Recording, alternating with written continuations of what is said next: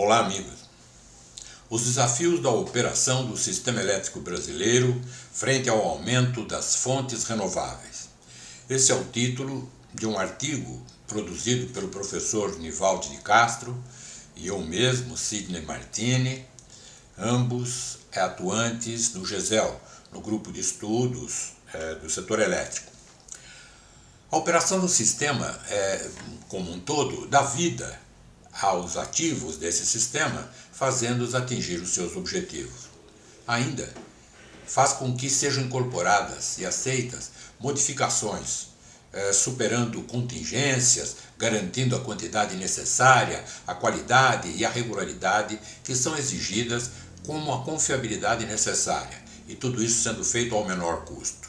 Essa é uma definição, talvez acadêmica, mas na verdade se aplica a todos os sistemas. No caso do sistema elétrico brasileiro, o sistema é composto por geração de energia nas suas várias modalidades: hidráulica, térmica, nuclear, eólica, fotovoltaica. No caso da transmissão, transmitir em alta tensão, com mais de 170 mil quilômetros de linhas de alta tensão, cobrindo 26 estados, mais o Distrito Federal.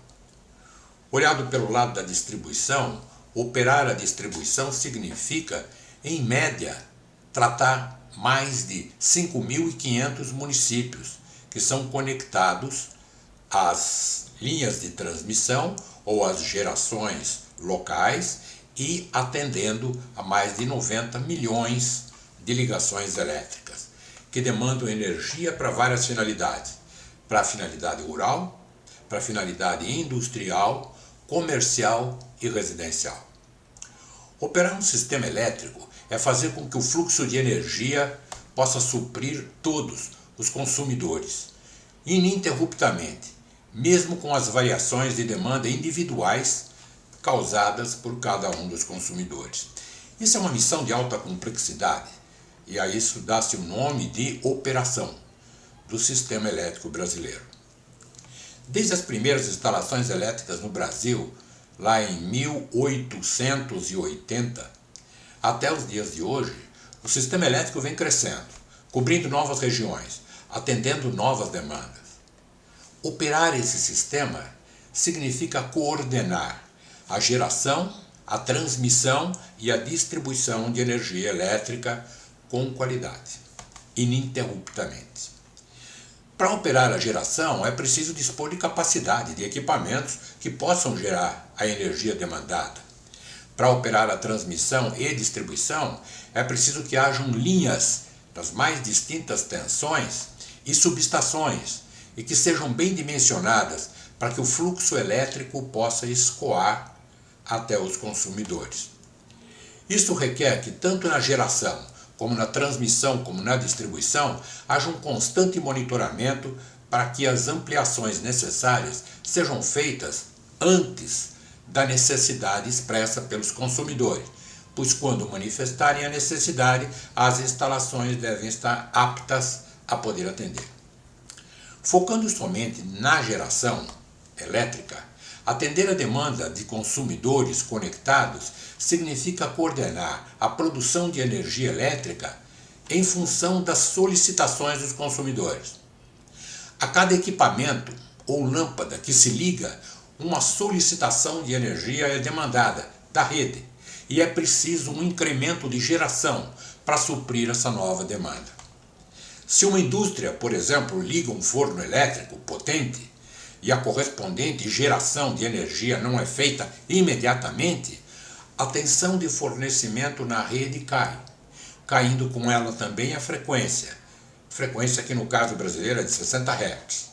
Logo, operar a geração significa coordenar o ligar e desligar de geradores hidráulicos ou térmicos nos pontos mais convenientes e econômicos do sistema interligado nacional. Análogamente, quando a demanda por energia elétrica se reduz, é preciso coordenar o desligamento de equipamentos de geração, pois caso contrário a tensão nas redes vai subir e a frequência também crescerá, submetendo os consumidores a uma anomalia de suprimento, o que não pode ocorrer.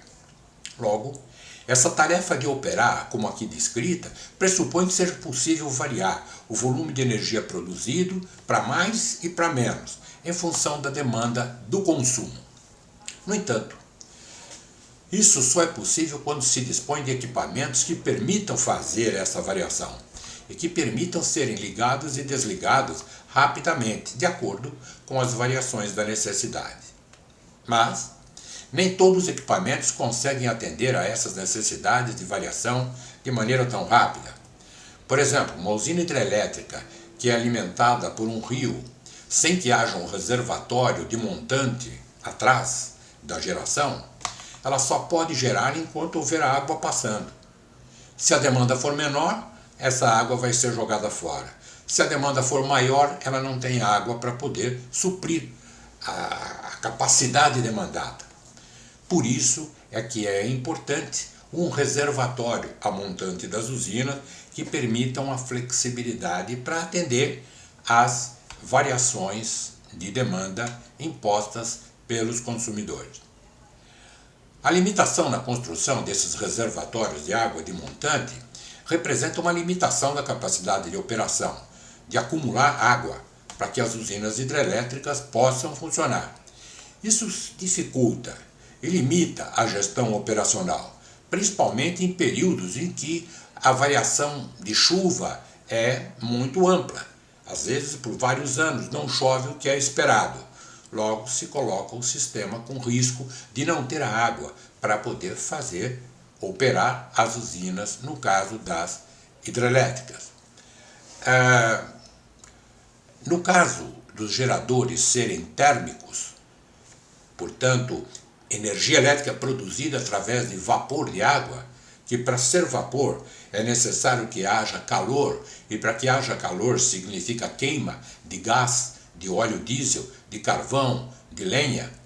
Esta queima sempre produz gás carbônico, sempre produz gases que ambientalmente afetam, modificam as condições do meio ambiente. Após um longo período de discussão e consideração dos interesses das várias partes, finalmente o mundo está entendendo que é necessário reduzir os efeitos da queima de combustíveis. Isso vem valorizando e estimulando o uso de fontes limpas de produção de energia, como é o caso do vento e do sol, na geração eólica e na geração fotovoltaica. Em pouco tempo, o mundo todo tomou essa consciência e essas fontes limpas, que também são chamadas de renováveis, começaram a se expandir, gerando energia elétrica através dos seus geradores, cuja produção depende somente das condições de vento e de sol. Essas condições, no entanto, não são controláveis. O vento ocorre quando ocorre e o sol ocorre de uma maneira mais bem regrada, mas o aparecimento de nuvens modifica a expectativa de geração. Com isso, toda a energia elétrica produzida por essas fontes é injetada nas redes elétricas e que cria uma nova condição de variação nas redes, como a variação da demanda, quando entra um consumidor pedindo mais, só que agora é uma variação de oferta, energia que é gerada de uma maneira não gerenciável, autônoma, por conta das condições ambientais de geração. Isso vem causando uma rápida necessidade de ajustes na operação, de uma maneira que em alguns momentos é preciso até ordenar o desligamento de geradores eólicos e fotovoltaicos, pois as condições de operação já não conseguem mais absorver a injeção de energia de uma maneira não tão bem comportada. E isso é ruim, porque está se perdendo uma energia que tem toda a condição de ser gerada e por conta das condições operacionais não pode ser aproveitada. A solução para isso tem sido a utilização da capacidade de variação de geração das usinas que têm reservatórios hidráulicos, ou então das usinas térmicas, onde se pode controlar o aquecimento, a formação de vapor dentro de certos parâmetros na produção de energia. Ocorre que essas usinas também têm suas limitações e perdas de faturamento, quando uma usina hidráulica tem que reduzir sua produção para viabilizar a produção de energia solar ou de energia eólica, ela está deixando de faturar. E isso não está regrado. Logo, trata-se de uma nova forma de prestação de serviços que as usinas hidráulicas podem oferecer. Só que isso deve ser regulado, isso deve ser valorizado. Conceitualmente, o máximo aproveitamento da geração elétrica de usinas renováveis requer soluções que ainda necessitam ser melhor estudadas. Dentre elas, a criação do armazenamento elétrico junto às usinas eólicas e solares, o que de certa forma pode encarecer o preço da energia gerada. O preço demanda condições especiais de subsídios e benefícios e estímulos para competir no mercado de energia, o atual, colocando mais um armazenamento conjugado, essas contas precisam ser refeitas.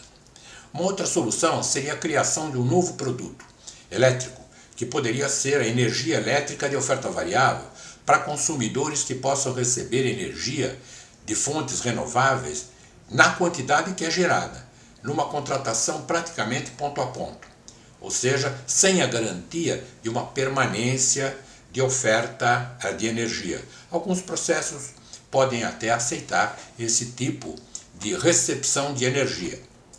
Outra solução poderia ainda ser o uso de usinas de hidráulicas reversíveis, onde a água, em alguns momentos, gera energia elétrica pelo processo convencional hidráulico de geração, e nos momentos em que não há uma demanda elétrica alta, a energia está sendo utilizada bombeando água, recarregando os reservatórios de montante. Com o crescimento acelerado da geração dessas fontes renováveis, seguramente vão ser necessárias medidas que permitam a operação se realizar com as novas situações, para poder continuar mantendo a sua missão. Dessa forma, deve haver ajustes no modelo do setor elétrico e ajustes na regulação, para acomodar essas novas caracterizações do conceito de flexibilidade, que hoje basicamente considera a geração inflexível e flexível, em função do tipo de equipamentos do processo. Talvez seja necessário considerar também uma nova modalidade, a espontaneamente variável, enquanto não houver o acoplamento de um novo tipo de armazenamento, não só de insumos, armazenamento de insumos, água e combustíveis, mas também armazenamento de produto, de energia elétrica produzida em bancos de baterias ou outras formas, mesmo químicas. Uma coisa é certa, os dias da operação serão cada vez mais desafiadores.